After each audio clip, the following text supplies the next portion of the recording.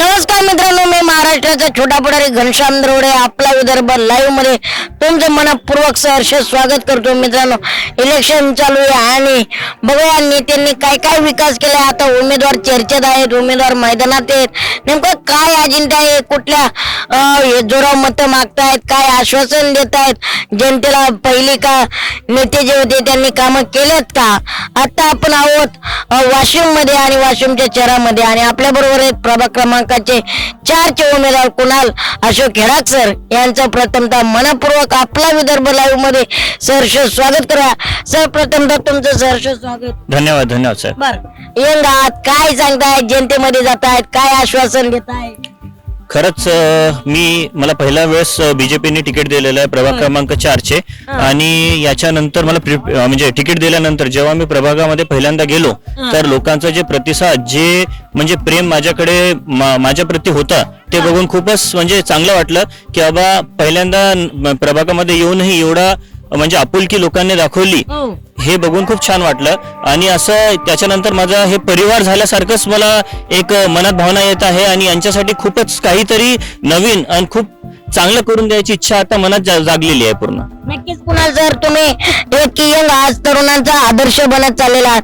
काय तरुणांसाठी काय योजना करणार आहात का तुम्ही. हे बघा, आता तरुणांचा विषय म्हणजे इथं असा आहे की काही जे मुद्दे आहेत जे आम्ही लोकांसोबत चर्चा केली तेव्हा आमच्या लक्षात आलं की इथं जराशे काही वाईट प्रकारे होत आहेत या एरियामध्ये. तर इथं पोलीस चौकीचे मागचे जे आमचे जे उमेदवार होते म्हणजे जे नगरसेवक होते त्यांनी इथं पोलीस चौकी वगैरे आणली आहे, पण तरी इथं अजून क्लिनिकची गरज आहे, पोलीस चौकीची गरज आहे, काही दारूबंदीची गरज आहे की त्याच्यामुळे आपले नवयुवक जे आहेत ते त्या हिशोबाने आम्ही इथं प्रयत्न करू. जनतेत जात आहेत, काय म्हणतायत तरुण, काय म्हणतोय समाज, काय बोलतोय पब्लिक. बस त्यांची भरपूर अपेक्षा आहेत. आधी पण काही काम झालेले आहेत, मागचे जे नगरसेवक होते त्यांनी काम केलेलं आहे, पण त्यांच्याकडून आता आमच्याकडूनही त्यांची खूप अपेक्षा आहे की आम्ही त्यांच्यासाठी पथदिवे, नाल्या आणि सर्वात मोठी त्यांची अपेक्षा म्हणजे आमच्याकडून ते घरकुलाची आहेत, म्हणजे नमुना डची. हे सर्व जे एरिया आहे आमचा प्रभाग क्रमांक 4 हा एक हिशोबाने घरपट्टा नाही यांच्याकडे, नमुना ड नाही यांच्याकडे, स्वतः मालकी हक्काची जमीन नाही आहे. तर यांची अपेक्षा आमच्याकडून हीच आहे की आम्ही यांना नमुना ड म्हणजे मालकी हक्काची जमीन करून देऊ आणि त्याच्यावरती त्यांचा स्वतःचा जागेवरचा घरकुल यांना भेटेल, यांची आमच्याकडून अपेक्षा आहे. आणि याच्यावरती आम्ही खरं उतरू की यांना आम्ही त्यांचे स्वतःचा नमुना ड आणि स्वतःचं घरकुल आम्ही देऊ, असे आमचे पूर्ण प्रयत्न राहतील. तुम्ही नमुना डच्या जमिनीचं दिलेलं आहे, दुसरं घरकुल देणार आहे.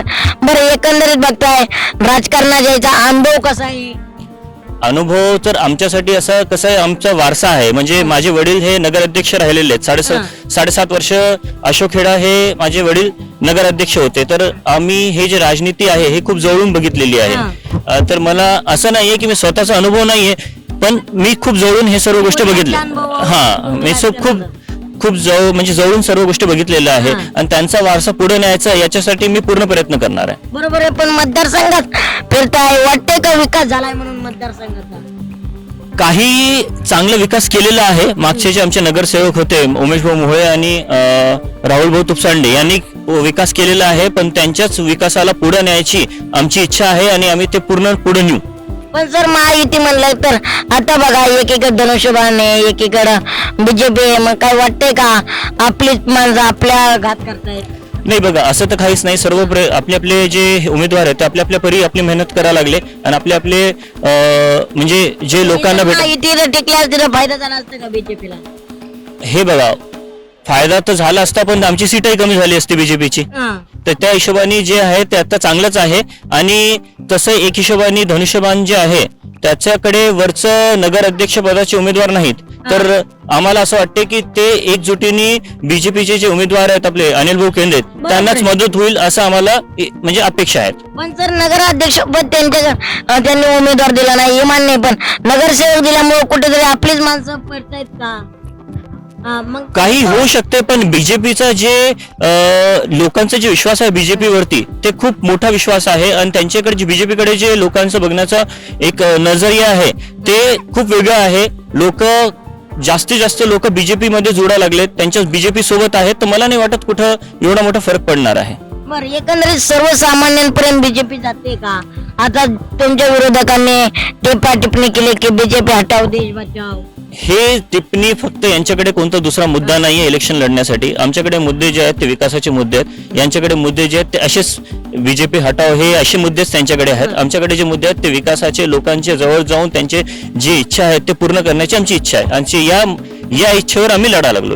बरोबर आहे दादा. राजकारण म्हणलं की थोडीफार जातपात आली. काय वाटतं बरं, यंग जातीपाती राजकारण व्हायला पाहिजे का? खरंच नाही झालं पाहिजे. आणि मला नाही वाटत की आमच्या प्रभाग 4 मध्ये हा जातीपातीचा कोणता हिशोब इथं लागणार आहे.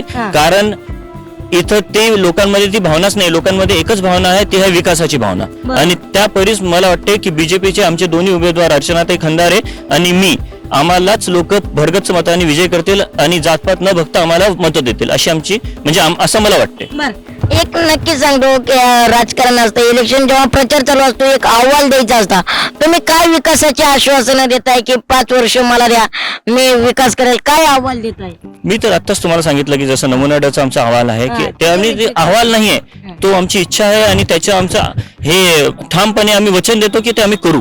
अहवाल वचन देतो आम्ही ते करू. कारण आमच्यासाठी आमचे जे वाशिम मंगरुळचे जे आमदार आहेत शांभाऊ खोडे यांनीही आमच्या सभेमध्ये याचा हे दिलंय, वचन दिलेलं आहे. त्याच्यानंतर जेव्हा महाराष्ट्राचे लाडके मुख्यमंत्री देवेंद्रजी फडणवीस जेव्हा वाशिममध्ये आले, ते सभा घेतली होती, तेव्हाही त्यांनी त्या सभेमध्ये सांगितलं होतं की जे घरपट्टा नमुना ड हे आम्ही लोकांना करून देऊ. शासनाची एक प्रक्रिया आहे, त्याच्या अंतर्गत आम्ही लोकांना ते करून देऊ. म्हणजे आम्हाला जे पक्षश्रेष्ठ आहे त्यांच्याकडून आम्हाला मदत भेटणार आहे त्या गोष्टीसाठी. तर आम्ही ते नक्कीच वचन म्हणून देऊ, आव्हान म्हणून नाही देणार, आम्ही वचन म्हणून करून देऊ. आव्हान होत नसतं, वचन पूर्ण होतं. यस, नक्कीच. काय वाटतं बरं, शेवटच्या जाता जाता एकच प्रश्न विचारतो. इकडं तर आता महायुती राहिलेलं नाही, सगळे आपापल्या ताकदीने लढतायत. बीजेपीला जड जाईल का नाही? बिलकुल नाही. मला वाटतं ज्या हिशोबाने आम्ही जिथं जातो तिथं कोणत्याही प्रभागामध्ये वाशिमच्या कोणी कोपऱ्यामध्ये तुम्ही विचारलं तर लोक फक्त बीजेपीच्या सोबतच आहेत. आणि जे आहेत मला असं वाटतं की वाशिम मध्ये गुलाल फक्त बीजेपीच असणार आहे. आता महाविकास आघाडीवाली म्हणतात आमच्याकडे संपत्ती बघा, सिंपतीच्या हिशोबाने हे जे इलेक्शन आहे ते फक्त काही दिवसाच म्हणजे चालू शकते, पण विकासाच्या मुद्द्यावर इलेक्शन पूर्णपणे म्हणजे निवडून येऊ शकते असं मला वाटतं. नक्कीच दादांनी आपलं लाख मोलाचं मत मांडलेलं आहे आणि येणाऱ्या काळात नक्कीच वाशिम शहराचा त्यांनी सांगितलेलं आहे, शब्द नाही तर वचन देतोय. आणि नक्कीच यंग तरुण योद्धा जर उतरत असेल तर बघूया आता प्रभाग क्रमांक 4चे जनता कशी या उमेदवारांना साथ देते हे आपल्याला पाहायला मिळणार आहे. आपला विदर्भ लाईव्हच्या माध्यमातून छोटा पुढारी विशेष कार्यक्रमात पाहत राहा. आणि इथली निवडणूक रंजक ठरणार आहे, कारण बीजेपी समोर खूप मोठं आश्वासन आहे आणि आव्हान सुद्धा काय, दोन्ही बी पेलायच्यात. एक आश्वासन म्हणजे चॅलेंज पक्षासाठी की स्वातंत्र्य लढून येऊ शकते, आणि आव्हान म्हणजे हा बाल किल्ला घेणार का नाही, नेमका बाल किल्ला कोणाचा राहणार, जे ते आपापल्या ताकदीने लढते. आणि आता येणाऱ्या काळातच कळतंय कमल बोलेल का धनुष्यबाण का कोण काय कुठून आघाडी मारते. कारण इथं आठ घाट कधी होऊ शकते. पात्र आपला विदर्भ लाईव्ह छोटा पुढारी विशेष कार्यक्रम.